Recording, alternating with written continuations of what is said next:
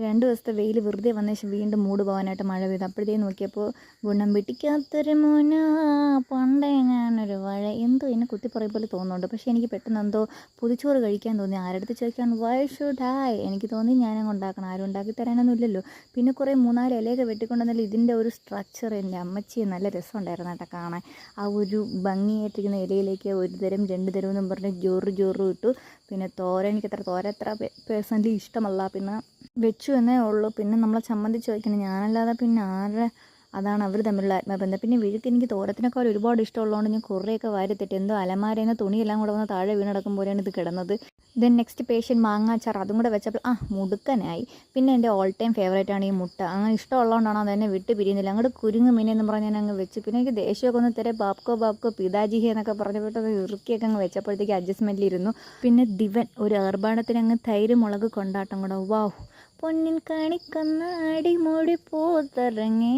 എങ്ങനെ ഉദിഗ്നാരൻ്റെ സ്റ്റൈൽ എനിക്ക് എല്ലാ പാട്ടുകളും പാടാൻ ഇഷ്ടമാണ്. ബിക്കോസ് എനിക്ക് പാട്ടുകൾ ഭയങ്കര വീക്ക്നെസ് ആണ്. ഇവിടെ എന്താ സംഭവം നടക്കണേന്ന് വെച്ചാൽ ഒറ്റക്കൈയിൽ ക്യാമറ മറ്റേ കൈ കൊണ്ട് ഇല പൊതിയുക വല്ല നടക്കുന്ന കാര്യമാണ്. ഇങ്ങോട്ട് വാ അങ്ങോട്ട് വാ എന്നൊക്കെ പറഞ്ഞ് പിടിച്ചപ്പോൾ ഇല എൻ്റെ അടുത്ത് അങ്ങ് ബ്രേക്കപ്പായി കീറിയൊക്കെ പോയി. പിന്നെ ഞാൻ കരുതി ഇതൊന്നും ശരിയാവില്ല. നേരെ കൊണ്ടങ്ങ് മേശപ്പുറത്തോണ്ട് വെച്ചു. തലലെവിടെ ലുഡല്ലതിൻ്റെ ലപ്പുറത്തൊന്നും പറഞ്ഞതേ പെട്ടെന്ന് അങ്ങ് സടപടിന്ന് സെറ്റാക്കി. ഇനി ഞാൻ ലേബർ റൂമിൽ ഹസ്ബൻഡിനെ പോലെ അങ്ങോട്ടും ഇങ്ങോട്ടും പൊതിച്ചോറിനെ നോക്കി നടക്കുന്ന സമയമായില്ല.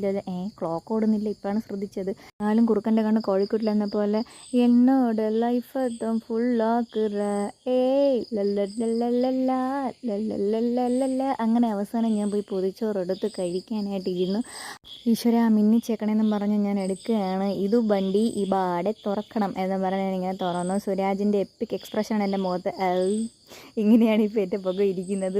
എൻ്റെ പൊന്നെ ഞാനിത് എവിടെ തുടങ്ങും. അപ്പോഴത്തേക്കും ജസ്റ്റ് ഒന്ന് തലതിരിഞ്ഞ് പോയി. ഞാനൊന്ന് തിരിച്ചു വെച്ചു. ഇപ്പോൾ എന്തോ സർവജ്ഞ ഭയങ്കര സന്തോഷമാണ്.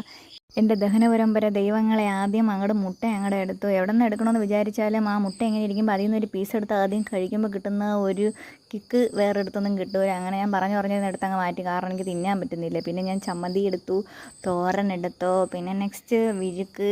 സത്യം പറഞ്ഞാൽ അതിൻ്റെ ഇടയ്ക്ക് മാങ്ങാച്ചാറിൻ്റെ ലേശം ചാറുണ്ടായിരുന്നു. അതെല്ലാം കൂടെ പിടിച്ച് ഞാൻ ഇങ്ങനെ കുഴച്ചടിച്ച് കഴിക്കണമെന്ന് വിചാരിച്ചപ്പോൾ സത്യം പറഞ്ഞാൽ എനിക്ക് ചിരി വന്നു. ക്യാമറ ഫ്രണ്ട് ഇരിക്കുന്നതുകൊണ്ടാണ് ഞാൻ ചിരി അടക്കി പിടിച്ചൊക്കെ വെക്കുന്നത് കഴിക്കുന്നത്. ഈ സമൂഹ സദ്യയിലും അന്നദാനത്തൊക്കെ ലാസ്റ്റ് പാൽപ്പായസം കിട്ടുന്ന ഒരു സന്തോഷമാണ് എനിക്കിതിൻ്റെ ഇടയ്ക്ക് ഈ മുളക് കൊണ്ടാട്ടം കഴിക്കുമ്പോൾ കിട്ടുന്ന ഒരു കിക്ക്.